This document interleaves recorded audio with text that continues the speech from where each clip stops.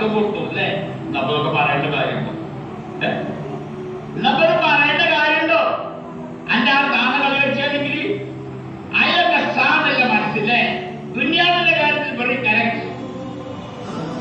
അള്ളാഹു പറയുന്നത് ഇന്നമിൻ ഔലാദിക്കും അസ്വാജിക്കും അതുവല്ലക്കും, നിങ്ങളുടെ എല്ലാ ഭാര്യമാരുമല്ല, എല്ലാ മക്കളും എന്നല്ല, നിങ്ങളുടെ ഭാര്യമാരിൽ ചില ഭാര്യമാരും മക്കളിൽ ചില മക്കളും അതുവല്ലക്കും നിങ്ങളുടെ ശത്രുവാണ്. ദുനിയാവ് കൊണ്ട് ആഗ്രഹം അർപ്പിക്കുന്നവരാണ് അവര്. അവർക്ക് വേണ്ടി രാവും പകലും വ്യത്യാസമില്ലാതെ നിങ്ങൾ കഠിനാധ്വാനം ചെയ്ത് എങ്ങനെയൊക്കെയോ കുറെ മുതലുണ്ടാക്കി നല്ല കാറ് വാങ്ങി നല്ല ഒരു കെട്ടിടം കെട്ടിയില്ല പറക്കാൻ ഞാൻ നിൽക്കില്ല. ദുബായിന്റെ അത്ര കടലിലെ നടുവിൽ കെട്ടിടേ ഞാൻ പോയി കണ്ടില്ല. പത്രത്തിൽ വന്ന വീടാ. ലോകത്തിലെ എല്ലാവരും അവിടെ സ്വന്തത്തിൽ ആനന്ദിക്കാതെ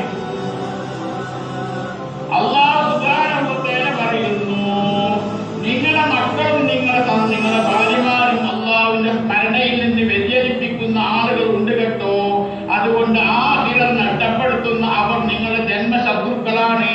അതുകൊണ്ട് ഞാൻ പറയുകയല്ല, ഫഹദറുഹും, അത്തരത്തിലുള്ള ഭാര്യമാരെയും സന്തതികളെയും നല്ലപോലെ ഭയപ്പെടണം. അപ്പോൾ അള്ളാഹുവിന്റെ സ്മരണ മറന്നുകൊണ്ട് ഭാര്യക്കും മക്കൾക്കും വേണ്ടി സദാ ഹൃദയത്തിൽ നമ്മൾ കഠിനാധ്വാനം ചെയ്തതുകൊണ്ട് യാതൊരു ഫലവുമില്ല. പരലോകത്ത് അവരൊക്കെ ശത്രുക്കളായി മാറുന്നതാണ്. ഇവിടെ എങ്ങനെയൊക്കെയോ കുറെ മുതലുണ്ടാക്കി പോകുന്നതിൽ ഭക്താക്കളുണ്ടായി ഒപ്പാത്തായി പോയി. തുക ചെയ്യാനോ അല്ലെങ്കിൽ മറ്റുള്ളവരുടെ കടപ്പാടുകൾ തീർക്കാനോ നേരം കിട്ടിയില്ല. പാപ കുറെ അമീതമായ കുത്തുണ്ടാക്കി മരിച്ചിട്ട് കഴിഞ്ഞാൽ മക്കളാകുന്ന എല്ലാവരുടെയും മനസ്സ് അതെനിക്ക് കിട്ടിയത് തിരക്കടില്ലായിരുന്നു അല്ലേ? ഇതിനൊക്കെ മറുപടി ആര് പറയേണ്ടി വരും? തന്ന പറയേണ്ടി വരും. പരലോകത്ത് നിങ്ങൾ കേട്ടിട്ടുള്ള ചരിത്രം റസൂൽ പറയുന്നു, ദരിദ്രരായ മുഅ്മിനീങ്ങളായ സ്വാലിഹീങ്ങളൊക്കെ സ്വർഗത്തിൽ അങ്ങ് പോയി കഴിഞ്ഞാലും ധനികന്മാരായ സ്വാലിഹീങ്ങൾ സ്വർഗത്തിൽ കടക്കാൻ താമസമാണ്. കണക്കൊക്കെ കൊടുത്തിട്ടേ പോകാൻ പറ്റുകയുള്ളൂ. കടക്കുകയാണെങ്കിൽ തന്നെ റസൂലുള്ള പറയുന്നു, 1.25 ലക്ഷം വരുന്ന പ്രവാചകന്മാരെ കൂട്ടത്തിൽ ഒരു സ്വർഗപ്രവേശനം ലഭിക്കുന്നത് സുലൈമാൻ നബിക്കാണ്. കാരണം അല്ലാഹുവിനോട് പറഞ്ഞു, പഠിച്ചോനെ റബ്ബി അബ്ലി മുൽക്കൻ ലാ യൻബഗി ലിഅഹദിൻ മിൻ ബഅദി, എന്റെ കാലശേഷം ഒരു മകനും നൽകാത്ത രാജാധികാരം എനിക്ക് നൽകണേ. ആയിക്കോട്ടെ, എല്ലാ ജീവജാലങ്ങളെയും സംസാരമൊക്കെ പഠിപ്പിച്ചു കൊടുക്കും. ഉറുമ്പിന്റെ സംസാരത്തിനല്ലേ? പോരാതെ പ്രജകളുടെ സ്ഥിതിവിശേഷങ്ങൾ അറിയാൻ അന്റെ മന്ത്രിന്റെ വായുള്ള കാറോ വിമാനമൊന്നും അല്ല, പെട്രോളും ഇന്ധനവും ഡ്രൈവറും ഒന്നും കൂടാത്ത കാറ്റിനെ കീഴ്പ്പെടുത്തും. എന്നിട്ട് അള്ള തന്നെ യാത്രയുടെ ദൂരം നിശ്ചയിച്ചു. സുലൈമാൻ നബിയെ, കാറ്റിനോട് നിങ്ങൾ പറഞ്ഞാൽ രാവിലെ നിങ്ങൾ തുടങ്ങിയാൽ ഉച്ചയാകുന്നത് വരെ 1 മാസത്തെ വഴിയകലമാണ്.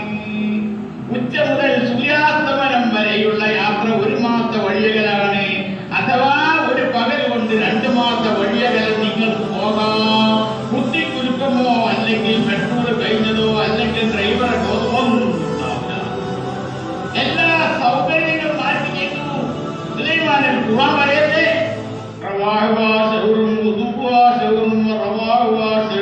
രാവിലെ യാത്ര 1 മാസത്തെ വഴിയകലവും വൈകുന്നേരം എന്ന് പറഞ്ഞാൽ സൂര്യൻ മധ്യത്തിൽ നിന്ന് എത്തിയിട്ട് അസ്തമാനത്തിന്റെ അടിയിലുള്ള നേരം 1 മാസത്തെ വഴിയകലവും.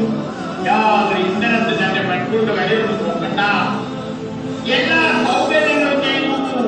പക്ഷികളെയും ജീവജാലങ്ങളെയും ഉറുമ്പിനെയും വരെയുള്ള സംസാരം പഠിപ്പിച്ചു കൊടുത്തു. അങ്ങനെയുള്ള സുലൈമാൻ നബി അമിതമായി ഒന്നും ചെയ്തിട്ടില്ല.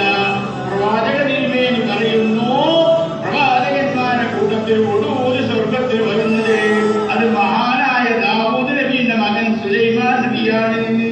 ഞാൻ കണക്കൂർക്കണേ, എങ്ങനെയെങ്കിലും വലിച്ചുകൂട്ടി ഉണ്ടാക്കിയിട്ട് പോയാൽ മരിച്ചുപോയാൽ മക്കൾ ഉപയോഗിക്കും. മക്കൾ പറയും, മക്കളെ ഞങ്ങൾക്കൊന്നും അറിയില്ല. ശരിയേ?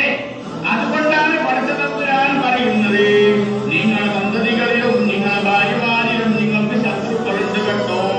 അവരെ നല്ലപോലെ നിങ്ങൾ ഭയപ്പെട്ടുകൊണ്ടേ ജീവിക്കാൻ പാടുള്ളൂ എന്ന് പറഞ്ഞാൽ ആഖിറത്തെയും പരലോകത്തെയും വിസ്മരിക്കുന്ന പോലുള്ള